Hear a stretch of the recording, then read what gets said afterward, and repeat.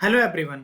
आप सभी के लिए एक इम्पॉर्टेंट अपडेट है कि एम्स दिल्ली यानी कि all India institute of medicine science यहाँ पर पीएचडी प्रोग्राम जनवरी 2024 सेशन के लिए ऑनलाइन एप्लीकेशन फॉर्म है जो स्टार्ट कर दिए गए हैं।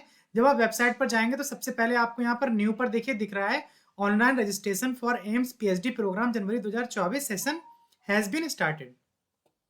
जब आप इस पर क्लिक करेंगे तो आपको कुछ इस तरह से इंटरफेस दिखाई देगा। यहाँ पर आप देखिए आपको नोटिफिकेशन और यहाँ पर कैंडिडेट लॉगिन करने का ऑप्शन दिख रहा है। उससे पहले आप न्यू रजिस्ट्रेशन करके अपने फॉर्म को या अपना रजिस्ट्रेशन कर सकते हैं। तो हम इसके एडवर्टाइजमेंट को डिटेल में देख लेते हैं कि उसमें क्या क्या दिया हुआ है। जब आप नोटिफिकेशन पर क्लिक करेंगे तो आपको कुछ इस तरह का इंटरफेस दिखाई देगा, जिसमें क्या है कि जो आपका प्रोस्पेक्टस है वो दिया हुआ है। इस प्रोस्पेक्टस को मैंने पहले से डाउनलोड करके रखा हो। चलिए इसे डिटेल में हम डिस्कस कर लेते हैं। तो जो आपके ऑनलाइन एप्लीकेशन फॉर्म है वो 12 जनवरी 2024 से स्टार्ट हो चुके हैं और फॉर्म को फिल करने की जो लास्ट डेट है वो 26 जनवरी 2024 से शाम को 5 बजे तक आप फॉर्म को फिल कर सकते हैं। यहाँ पर और भी इम्पॉर्टेंट डेट्स दिए गए हैं, जैसे फॉर्म में करेक्शन करने की जो लास्ट डेट है वो 2 फरवरी 2024 तक है। उसके अलावा आप यहाँ पर देख रहे हैं कि जो आपका एडमिट कार्ड जो है वो वेबसाइट पर 5 फरवरी 2024 यानी कि दिन मंडे रहेगा, उस दिन आपका वेबसाइट पर एडमिट कार्ड अपलोड कर दिया जाएगा। जो आपका एग्ज़ाम है वो कंप्यूटर बेस्ड होगा, सीबीटी एग्जामिनेशन टेस्ट है, ऑनलाइन मोड में होगा और वो आपका 9 फरवरी को फ्राइडे के दिन आपका एग्ज़ाम कंडक्ट किया जाएगा। जो एक्सपेक्टेड डेट है रिजल्ट डिक्लेरेशन की वो 19 फरवरी तक आपका रिजल्ट आ जाएगा। और जो एक्सपेक्टेड डेट है स्टेज 1 के लिए, उसके अलावा जो आपका फाइनल रिजल्ट है वो आपका 11/3/2024 को डिक्लेयर किया जाएगा। और जो आपको पीएचडी में एडमिशन लेने की जो लास्ट डेट है वो 30 मार्च 2024 है। उससे पहले पहले आपको अपना एडमिशन जो है वहाँ पर कंफर्म कर लेना है। और कुछ सबसे मेन इंपॉर्टेंट चीज़ की बात हम करते हैं फीस की। तो यहाँ पर ओबीसी के जो और जनरल कैटेगरी के जो स्टूडेंट हैं उनको 2000 रुपये प्लस ट्रांजेक्शन चार्जेस लगेंगे और SC ST EWS कैटेगरी के जो स्टूडेंट हैं उनको 1600 रुपये प्लस ट्रांजेक्शन चार्ज जो भी है वो आपको यहाँ पर पे करना होगा। और वे स्टूडेंट जो फिजिकली हैंडीकैप हैं उनको कोई भी फीस यहाँ पर पे नहीं करनी होगी। उसके अलावा हम ये इसमें कुछ और इम्पोर्टेंट पॉइंट्स की बात करते हैं। तो जैसे यहाँ पर देख पा रहे हैं आप कि समरी ऑफ एग्जामिनेशन पैटर्न, यानी कि आपका एग्जामिनेशन पैटर्न किस तरह से रहेगा। तो कंप्यूटर बेस्ड है, आपका ऑनलाइन एग्जाम होगा। ड्यूरेशन जो है वो 90 मिनट रहेंगे स्टेज 1 और स्टेज 2 के लिए। और जो आपका डेट ऑफ एग्जामिनेशन है वो 9 फरवरी 2024 फ्राइडे के दिन होना है। जो आपका सेंटर है वो दिल्ली एनसीआर में जाएगा, उसके अलावा कहीं और पर नहीं जाएगा, ओनली लिखा हुआ है। जो शिफ्ट है आपकी केवल एक ही शिफ्ट होगी और जो आपका टाइमिंग है एग्जामिनेशन का वो सुबह 10 बजे से सुबह 11:30 बजे तक रहेगा, यानी कि 10 AM से लेकर 11:13 AM तक आपका रहेगा। लैंग्वेज पेपर की इंग्लिश में है। जो आपके क्वेश्चंस हैं वो ऑब्जेक्टिव होंगे। टोटल नंबर ऑफ क्वेश्चन जो है वो आपके 70 रहने वाले हैं, 30 स्टेज 1 और 40 स्टेज 2 के लिए। जो क्वेश्चंस हैं वो आपके एमसीक्यू बेस्ड होंगे। अब डिस्ट्रीब्यूशन ऑफ क्वेश्चंस की बात करते हैं तो दो तरह के स्टूडेंट हैं, एक मेडिकल या डेंटल या नर्सिंग कैंडिडेट हैं और वे जो नॉन मेडिकल स्टूडेंट हैं। तो जो मेडिकल डेंटल और नर्सिंग के कैंडिडेट हैं उनके लिए एप्टीट्यूड रिलेटेड कवरिंग इंग्लिश ये 30 क्वेश्चंस रहेंगे और 40 क्वेश्चन जो है वो आपका सब्जेक्ट से रिलेटेड रहेगा। ऐसे ही नॉन मेडिकल कैंडिडेट है उनके लिए भी सेम यही कंडीशन अप्लाई होगी। मार्किंग की बात करते हैं तो आपका अगर करेक्ट क्वेश्चन है तो उसके लिए आपको 1 मार्क्स दिया जाएगा और इनकरेक्ट आंसर है तो आपका 1/3 मार्क्स जो है वो वहां से कट कर लिया जाएगा, जो आपके सही आंसर है उनमें से। और अगर आप अनमार्क रखते हैं या मार्क फॉर रिव्यू रखते हैं तो उसके लिए आपको कोई भी मार्क नहीं दिया जाएगा। अगर कोई भी आप आंसर नहीं करते हैं तब भी आपको कोई मार्क नहीं दिया जाएगा, ना ही कोई मार्क्स आपका काटा जाएगा।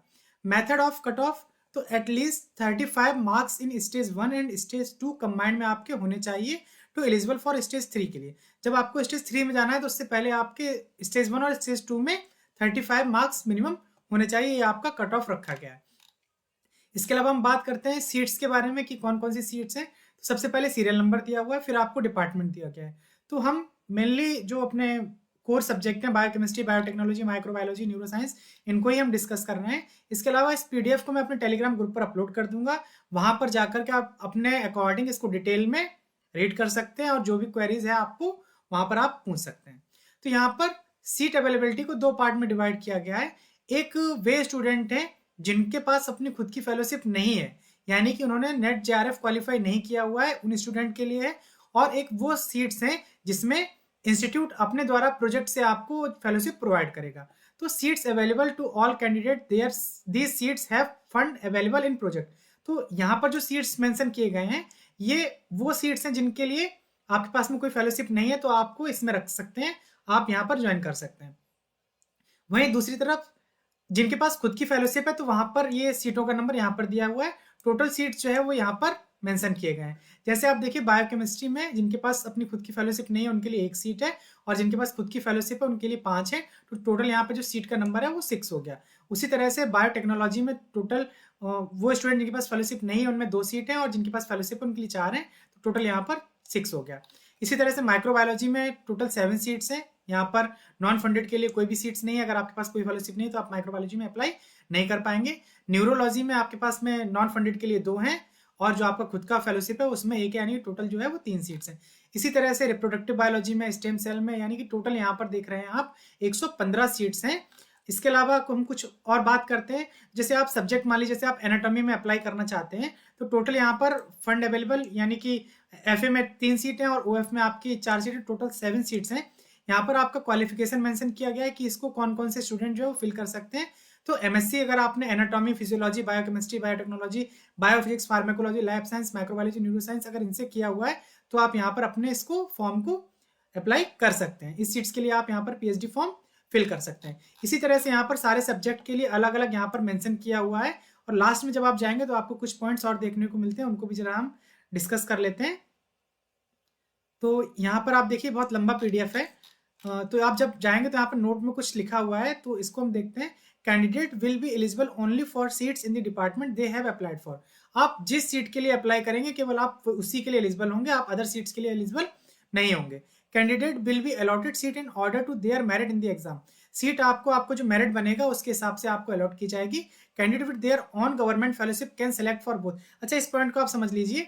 आपके पास अगर खुद की फेलोशिप है तो आप ऑन फेलोशिप ओएफ वाले कॉलम को भी और फेलोशिप अवेलेबल यानी कि एफए कॉलम दोनों को आप फिल कर सकते हैं। और वे कैंडिडेट जिनके पास अपना खुद का फेलोशिप नहीं है तो उनको केवल एफए वाले कॉलम में ही फिल करना है, यानी कि फेलोशिप अवेलेबल वाले कॉलम में ही फिल करना है, ऑन फेलोशिप वाले में आपको फिल नहीं करना है। तो ये पॉइंट आपको फॉर्म फिल करते टाइम यहाँ पर ध्यान रखना होगा।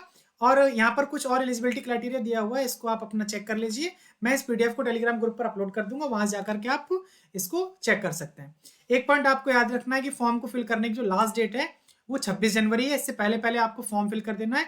कई बार क्या होता है स्टूडेंट लास्ट डेट का वेट करते रहते हैं और उनका फॉर्म जो है वो स्किप हो जाता है, वो फॉर्म को फिल नहीं कर पाते हैं। फॉर्म को फिल करने का जो लिंक है वो मैं इस वीडियो के डिस्क्रिप्शन में दे दूंगा, वहां से जाकर के आप फॉर्म को फिल कर सकते हैं। और अगर ये वीडियो आपको पसंद आया तो इसे लाइक करिए, और अभी तक आपने अगर चैनल को सब्सक्राइब नहीं किया हुआ है तो चैनल को सब्सक्राइब कर ली ताकि आने वाले वीडियोस की नोटिफिकेशन आपको मिलते रहें। धन्यवाद।